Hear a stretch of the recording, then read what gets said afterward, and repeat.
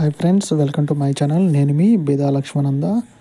APPSC నుంచి FRO ఎగ్జామ్లో general ఫారెస్ట్లో ఉన్న మనకి ఫస్ట్ ఎయిడ్ ఎగ్జామ్స్. ఫస్ట్ ఎయిడ్లో మనకి సబ్ టాపిక్ అయిన bleeding, drowning, insect bites, burns and scalds గురించి ఈ వీడియోలో మనం తెలుసుకుందాం. ఎగ్జామ్ పాయింట్ ఆఫ్ వ్యూలో మనం కాన్సెప్ట్ అనేది ఈ వీడియోలో మనం తెలుసుకుందాం. సో ఈ వీడియోలో వచ్చేసరికి మనకి బర్న్స్ అండ్ స్కాల్స్ మీద, అంటే కాలిన గాయాలకి లేదా చిన్న చిన్న ఇంజరీస్కి, బ్లీడింగ్స్కి ఎలాంటి ఫస్ట్ ఎయిడ్ చేయాలి. సో ఎగ్జామ్ పాయింట్ ఆఫ్ వ్యూలో మనం కాన్సెప్ట్ ఓరియంటేషన్ మనం నేర్చుకుందాం. సో అదేవిధంగా డ్రౌనింగ్ లాంటి సందర్భంలో సో విక్టిమ్ని ఎలా సేఫ్గా చేయాలి, ఎలా సేఫ్గా ఫస్ట్ ఎయిడ్ చేయాలనేది ఈ వీడియోలో మనం తెలుసుకుందాం. So first one, bleeding. So apply pressure. ఒక మంచి క్లీన్ క్లాత్ని తీసుకొని ఎక్కడైతే గాయమైందో గాయమైన భాగం దగ్గర ప్రెజర్ అప్లై చేస్తూ మనం బ్లీడింగ్ని కంట్రోల్ చేయాలి. అదేవిధంగా elevate the injured area. So ఎక్కడైతే గాయమైందో గాయమైన భాగాన్ని హార్ట్ లెవెల్ కంటే కూడా కొంచెం హైట్ ఉండే విధంగా ప్లేస్ చేసి హైట్లో ఉండే విధంగా చేయాలి. దీనివల్ల ఏం జరుగుతుందంటే బ్లడ్ ఫ్లోని రెడ్యూస్ చేయడం వల్ల మనకి బ్లీడింగ్ అనేది కంట్రోల్ అవుతుంది. అదేవిధంగా అప్లై టోర్నికెట్. ఒకవేళ ఫస్ట్ ఎయిడ్లో చికిత్స ట్రైన్డ్ అయ్యి కానీ పర్సన్ కానీ ఉన్నట్లయితే టోర్నికెట్ మెథడ్ ద్వారా కూడా మనం బ్లీడింగ్ని కంట్రోల్ చేయవచ్చు. అదేవిధంగా monitor for shock. So person ఎప్పుడు కామ్గా, కంఫర్టబుల్గా, వామ్గా ఉండేలా మనం వ్యక్తిని మనం జాగ్రత్తగా చూసుకోవాలి. సో ఎప్పుడైతే పర్సన్ స్థిమితంగా ఉంటాడో బ్లడ్ లెవెల్ అనేది రైజ్ చేయకుండా ఉంటుంది. సో అలా చేయడం వల్ల కూడా మనం బ్లీడింగ్ని కంట్రోల్ చేసిన వాళ్ళు అవుతాం. సో ఈ బ్లీడింగ్ని కంట్రోల్ చేయడానికి చిన్న చిన్న టెక్నిక్స్ కూడా ఉన్నాయి. ఆ టెక్నిక్స్ ఏంటి అనేది కూడా ఈ వీడియోలో మనం తెలుసుకుందాం. సింపుల్గా ప్రెజర్ అప్లై చేయాలి, ఇంజర్డ్ ఏరియాని ఎలివేట్ చేయాలి, టోర్నికెట్ అప్లై చేయాలి, మానిటర్ ఫర్ షాక్. సో ఇక్కడ పిక్చర్లో గమనించినట్లయితే సో ఒక చిన్న గాయమైంది, గాయమైన భాగాన్ని ఎలా మనం బ్లీడింగ్ కంట్రోల్ చేయనేది ఇక్కడ టెక్నిక్ ద్వారా తెలుసుకుందాం. ఆ టెక్నిక్ వచ్చేసరికి రైస్ అండి. అంటే ఫస్ట్ ఆర్ అంటే రెస్ట్, ఐ అంటే ఐస్ అప్లై చేయడం, సి అంటే కంప్రెస్ ఒత్తిడి కలిగించడం, ఈ అంటే ఎలివేట్ చేయడం. సో గాయమైన భాగాన్ని కదిలించకుండా రెస్ట్ ఇవ్వడము, గాయమైన భాగం దగ్గర నొప్పిగా ఉన్నట్లయితే ఐస్ అప్లై చేయడము, అదేవిధంగా ఒత్తిడి చేసి ఆ భాగాన్ని పక్కన పెడితే మనకి బ్లీడింగ్ అనేది కంట్రోల్ అవుతుంది. Next one, drowning. సో మనం డ్రౌనింగ్ ప్లేస్లో ఎదుటి వ్యక్తికి ఫస్ట్ ఎయిడ్ చేసే ముందు మన సేఫ్టీ చూసుకోవాలి. అంతేగాని వాటర్లోకి జంప్ చేయకూడదు. సో నీటిలో మునిగిన వ్యక్తికి బయటకు తీసుకురావడానికి ఏదైనా లైఫ్ జాకెట్ కానీ, వుడెన్ పీస్ కానీ ఉన్నట్లయితే లేదా రోప్ కానీ ఉన్నట్లయితే బాధిత వ్యక్తి పట్టుకునేలా దూరంగా ఉండి ఆ వ్యక్తికి అందే విధంగా చేయడము. లేదంటే ఒకవేళ ట్రైన్డ్గా అయినట్లయితే వాటర్లోకి వెళ్ళి విక్టిమ్ని రెస్క్యూ చేయడం చేయాలి. అదేవిధంగా వాటర్లో నుంచి తీసుకొచ్చిన తర్వాత విక్టిమ్ని నేల మీద పడుకోబెట్టి అతని యొక్క వెట్ క్లాత్స్ తడిచి ఉంటారు కాబట్టి వెట్ క్లాత్స్ మొత్తం తీసేసి అతని శరీరం ఉష్ణోగ్రత ఉండేలా, వామ్గా ఉండేలా మనం ఫస్ట్ ఎయిడ్ చేయాలి. సో ఇలాంటి ఫస్ట్ ఎయిడ్ కేసులైనా సరే గాయపడిన వ్యక్తికి, ప్రమాదంలో ఉన్న వ్యక్తికి సహాయం చేసే క్రమంలో మొదటిగా మనం మన సేఫ్టీ చూసుకోవాలి. తర్వాతే ఆ వ్యక్తికి సహాయపడే విధంగా వీలును బట్టి మనం సహాయం అనేది చేయాలి. సో ఇది డ్రౌనింగ్ కేసు చాలా ఇంపార్టెంట్ అండి. మనకి నిత్య జీవితంలో కూడా ఈ డ్రౌనింగ్స్ అనేది మనం ఎదుర్కొంటూ ఉంటాము. అలాంటి సందర్భంలో ఏం ఫస్ట్ ఎయిడ్ చేయాలనేది మనం తెలుసుకున్నట్లయితే ఆపదలో ఉన్న వ్యక్తి యొక్క ప్రాణాలని కాపాడిన వాళ్ళం అవుతామండి. సో వాటర్లో ఉన్న పర్సన్ని రెస్క్యూ చేసేటప్పుడు మ్యాక్సిమం మనం సేఫ్టీ చూసుకుంటూ అవతల వ్యక్తికి హెల్ప్ చేసే విధంగా చేయాలి. సో వీటికి సంబంధించి మనం ఏం చేయాలనేది ఈ వీడియోలో తెలుసుకుందాం. సో పిక్చర్లో చూపించినట్లు వాటర్ మొత్తం బయటకు వచ్చేలా చేయాలి. అదేవిధంగా వెల్లికలా పడుకోబెట్టి వాటర్ని కక్కించే ప్రయత్నం చేయాలి. సో డ్రౌనింగ్ కేసులో కాల్ ఫర్ హెల్ప్. ఇమీడియట్గా మనం అంబులెన్స్కి కాల్ చేయాలి. Rescue the person. మనం కాల్ ట్రైన్ అయినట్లయితే వాటర్లో నుంచి పర్సన్ని రెస్క్యూ చేయాలి. Start CPR if trained. So ఒకవేళ పర్సన్ స్పృహలో లేకుండా ఉండి బ్రీతింగ్, హార్ట్ కానీ ఫెయిల్యూర్ అయినట్లే మనం వెంటనే సిపిఆర్ అనేది స్టార్ట్ చేయాలి. సో ఇప్పుడు కానీ బ్రీతింగ్ కానీ తీసుకోకుండా విక్టిమ్ కానీ ఉన్నట్లయితే మనం కృత్రిమ శ్వాస అంటే ఆక్సిజన్ అనేది మనం చేయాలి. అదేవిధంగా నీటిలో తడిచిన వ్యక్తి అలాగే ఉంచేస్తే హైపోథర్మిక్ గురవుతారు కాబట్టి సో ఆ పర్సన్ యొక్క వెట్ క్లాత్స్ని రిమూవ్ చేసి మన దగ్గర ఏదైనా మంచి డ్రై బ్లాంకెట్ కానీ డ్రై క్లాత్ కానీ ఉన్నట్లయితే సో ఆ పర్సన్ని మనం బాడీ మొత్తాన్ని డ్రై క్లాత్తో చుట్టివేయాలి. ఇది ఎందుకు చేస్తామంటే హైపోథెర్మియా కాకుండా మనం ఈ డ్రౌనింగ్ కేసులో ఫస్ట్ ఎయిడ్ చేస్తాం.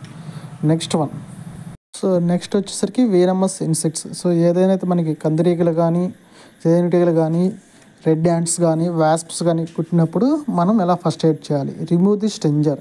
సో ఎక్కడైతే ఈ ఇన్సెక్ట్స్ అనేది మనం బైట్ చేసాయో ఆ పార్ట్ దగ్గర కానీ స్టింజర్స్ కానీ ఉన్నట్లయితే మనం క్లీన్ క్లాత్తో కానీ పెయిర్ ఆఫ్ ఫిజర్స్తో కానీ రిమూవ్ చేయాలి. అదేవిధంగా వన్స్ మన స్టింగర్స్ రిమూవ్ చేసిన తర్వాత ఆ గాయమైన భాగాన్ని శుభ్రంగా మనం సోప్తో వాటర్తో క్లీన్ చేయాలి. సో నెక్స్ట్ ఆ భాగంలో కానీ పెయిన్ కానీ వాపు కానీ ఉన్నట్లయితే కోల్డ్ కంప్రెస్ అంటే ఐస్ని అప్లై చేసి కంప్రెస్ చేసి స్వెల్లింగ్ని మనం తగ్గించే ప్రయత్నం చేయాలి. సో అదేవిధంగా టేక్ అన్ యాంటీహిస్టమైన్. సో మన దగ్గర కానీ మెడిసిన్ కానీ ఉన్నట్లయితే ఇచ్చింగ్ అంటే జిలగా కానీ స్వెల్లింగ్ వాపు కానీ ఉన్నట్లయితే హిస్టమైన్ కానీ లేదా బెనెడ్రాల్ కానీ మనం ఆ పర్సన్కి ఇవ్వాలి. సో ఇవేం చేస్తుందంటే ఇచ్చింగ్ని స్వెల్లింగ్ని రెడ్యూస్ చేస్తుంది. So seek medical attention if the person experience difficulty. So గాయపడిన వ్యక్తి అంటే ఇన్సెక్ట్స్ వల్ల గాయపడిన వ్యక్తికి డిఫికల్టీ ఇన్ బ్రీతింగ్గా ఉన్నా లేదా హార్ట్ బీట్ ఇంక్రీజ్గా ఉన్నా డిజీనెస్ అంటే మగతగా ఉన్నా కూడా వెంటనే ఆ పర్సన్ని మెడికల్ అటెన్షన్ కోసం ఇమీడియట్గా దగ్గరలో ఉన్న డాక్టర్ గారి దగ్గరికి లేదా హాస్పిటల్కి తీసుకుని వెళ్ళాలి. సో గాయాన్ని శుభ్రపరచాలి. సో గాయమైన భాగంలో స్టింజర్స్ ఉంటే వాటిని రిమూవ్ చేయాలి, కోల్డ్ కంప్రెస్ చేయాలి, యాంటీహిస్టమైన్ వేయాలి, తర్వాత హాస్పిటల్కి షిఫ్ట్ చేయాలి. So picture remove the stinger with clean hands or tweezers ఇందాక చెప్పాను. అదేవిధంగా గాయమైన భాగాన్ని సోప్తోను వామ్ వాటర్తో క్లీన్ చేయాలి. యాంటీబయాటిక్గా ఉన్నట్లయితే అప్లై చేసి మనం ఉండాలి. సో అదేవిధంగా గాయమైన భాగంలో వాపుగా ఉన్నట్లయితే కోల్డ్ ప్యాక్ అంటే ఐస్ క్యూబ్స్ కానీ ఐస్ వాటర్తో కానీ సో వాపు తగ్గే విధంగా కోల్డ్ ప్యాక్ అనేది అప్లై చేయాలి. సో యాంటీబయాటిక్ యూజ్ చేసేటప్పుడు ఆ పర్సన్కి అలర్జీస్ ఏమైనా ఉన్నాయో లేదో మనం తెలుసుకొని అప్లై చేస్తే బెటర్ అండి. Next burns. సో బర్న్స్ కేసులో వచ్చేసరికి కాలిన గాయాలకి ఫస్ట్ ఎయిడ్ ఏం చేయాలి. Cool the burn. సో గాయమైన భాగాన్ని రన్నింగ్ వాటర్ మీద 10 to 15 minutes వరకు ట్యాప్ కింద పెట్టి మనం కూల్ చేయాలి. So next remove clothing and jewellery. గాయమైన భాగం దగ్గర ఎలాంటి ఆర్నమెంట్స్ ఉన్నా కూడా రింగ్స్ కానీ చైన్స్ కానీ బ్యాంగిల్స్ కానీ ఏదైనా సరే మనం మెల్లిగా ఒకరి దగ్గర నుంచి రిమూవ్ చేయాలి. అలా రిమూవ్ చేయడం వల్ల ఏం జరుగుతుందంటే మనకి స్వెల్లింగ్ అనేది ప్రివెంట్ చేసిన వాళ్ళు అవుతాము. Apply topical ointment. నియోస్పోరిన్ కానీ లేదా ఏదైనా ఆయింట్మెంట్ కానీ ఉన్నట్లయితే బర్న్డ్ అయిన ఏరియా దగ్గర మనం అప్లై చేసి బర్న్స్కి ఫస్ట్ ఎయిడ్ చేయొచ్చు. అదేవిధంగా కవర్ ది బర్న్. సో గాయమైన భాగం దగ్గర అంటే కాలిన గాయాన్ని ఏదైనా ఫ్రెష్ క్లాత్ కానీ బ్యాండేజ్ తీసుకొని కవర్ చేయాలి.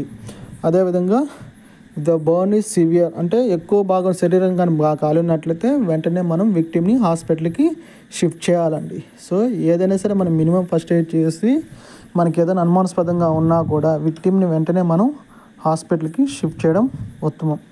అదేవిధంగా బర్న్స్కి వచ్చేసరికి మెడికల్ టర్మినాలజీలో రూల్ 9 అనేది ఉంది. సో ఆ రూల్ 9 ప్రకారం ఎంత శాతం బర్న్ అయిందో దాన్ని బట్టి సివియారిటీని కూడా డాక్టర్స్ అనేది అంచనా వేస్తారండి. సో అది ఒక ఫస్ట్ ఎయిడర్గా కూడా మనకి ఫస్ట్ ఎయిడ్ ట్రైనింగ్స్లో ఇండియన్ రెడ్ క్రాస్ సొసైటీ వాళ్ళు ఇచ్చే ట్రైనింగ్స్లో మనకి 9 రూల్ కూడా చెప్పడం జరుగుతుంది. సింపుల్గా బర్న్స్కి వచ్చేసరికి కాలిన గాయం దగ్గర ట్యాప్ వాటర్ కింద పెట్టి 10 to 15 minutes కూల్ చేయడము, క్లోతింగ్ జ్యువెలరీ రిమూవ్ చేయడము, ఆయింట్మెంట్ అప్లై చేసి హాస్పిటల్కి షిఫ్ట్ చేయడం. నెక్స్ట్ స్కర్ల్స్ కూడా సేమ్ అండి. ట్యాప్ వాటర్ కింద 10 to 15 minutes వరకు మనం కూల్ చేయడము, సేమ్ క్లాతింగ్ అండ్ జ్యువెలరీ తీసేయడము, నియోస్పోరిన్ ఆయింట్మెంట్ కానీ ఉన్నట్లయితే అప్లై చేయడము. సో గాయమైన భాగానికి మనకు బ్యాండేజ్ కానీ ఉన్నట్లయితే స్టెరైల్ బ్యాండేజ్ కానీ ఫ్రెష్ క్లాత్ కానీ ఉన్నట్లయితే దాన్ని కవర్ చేసి ఇమీడియట్గా మనం హాస్పిటల్కి షిఫ్ట్ చేయడం. సేమ్ లైక్ బర్న్స్ కేస్ అండి. So burns first aid immediately immerse the affected part in cold running water ఇందాక చెప్పుకున్నాము. అదేవిధంగా remove anything that may cause constricting if there is an swelling. So earrings కానీ chains కానీ belts కానీ shoes కానీ వాటిని remove చేయడము. అదేవిధంగా cover the affected area with a బ్యాండేజ్తో కట్టగట్టము. సీరియస్గానే అయినట్లయితే హాస్పిటల్కి షిఫ్ట్ చేయడము. సో పిక్చర్లో రన్నింగ్ వాటర్లో ట్యాప్ మీద కింద కూల్ చేస్తున్నారు, ఆర్నమెంట్స్ ఏదంటే తీయేస్తున్నారు, బ్యాండేజ్ అప్లై చేస్తున్నారు, ఇమీడియట్గా సీక్ మెడికల్ అటెన్షన్ కోసం పంపిస్తున్నారు. అదేవిధంగా మనకి do not use alternatives like ice కానీ బటర్ కానీ వెన్న అప్లై చేయడం కానీ ఇలాంటివి చేయొద్దని చెప్తున్నారు. సో బర్న్స్ని ఆఫ్ చేయడం మనకి ఫస్ట్ ఎయిడ్ చేయడానికి గుర్తుపెట్టిన చిన్న టెక్నిక్ స్టాప్ అండి. Strip hot clothes and jewellery. So శరీరంలో ఏదన్నా భాగం కానీ క్లాత్స్ని జ్యువెలరీని స్ట్రిప్ అంటే రిమూవ్ చేయమని చెప్తున్నారు. నెక్స్ట్ టీ అంటే టర్న్ ఆన్ కూల్ ట్యాప్. కాలిన గాయాన్ని రన్నింగ్ వాటర్ ట్యాప్ కింద పెట్టి 10 to 15 minutes వరకు మనకి ట్యాప్ కింద చేయమంటారు. నెక్స్ట్ ఓ అంటే ఆర్గనైజ్ మెడికల్ అసిస్టెన్స్. వెంటనే అంబులెన్స్ కానీ మెడికల్ టీమ్ కానీ అసిస్ట్ చేయమని అంటే అతనికి కండిషన్స్ చెప్పి హాస్పిటల్కి షిఫ్ట్ చేసే విధంగా చేయడము. నెక్స్ట్ పి అంటే ప్రొటెక్ట్ బర్న్ విత్ క్లింజ్ ఫిల్మ్. అంటే గాయమైన భాగం ఏదైతే ఉంటుందో కాలిన గాయాలకి స్టెరైల్ బ్యాండేజ్ కానీ క్లాత్ కానీ ఉన్నట్లయితే సో వాటితో కట్టడం అంటే ప్రొటెక్ట్ చేయడం అనేది చేయమంటున్నారు. ఇది సింపుల్గా స్టాప్ అనే టెక్నిక్.